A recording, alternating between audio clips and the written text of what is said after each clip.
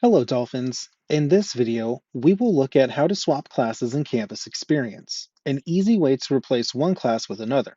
Swapping saves time and ensures you don't lose the seat in your original class should your new one not be available. To start the swap, from your student dashboard, click the Enrollment section. Then, click Swap Classes. Make sure the term that you are in is the correct term for the swap you need to make. Choose the class that you want to initiate the swap. Then select one of the options of Search, Shopping Cart, or Class Number. In this case, we're going to search for the course, and then we're going to select this one here. Follow the enrollment options.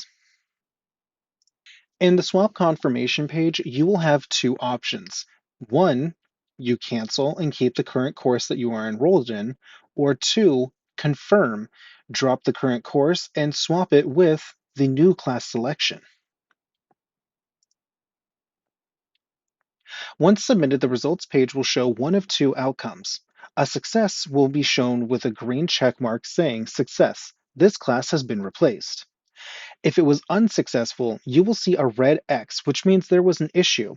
Review that message at the top of the page for details. If you run into errors or need help with registration, reach out to the registrar's office for enrollment help or academic advising for course and degree requirement assistance.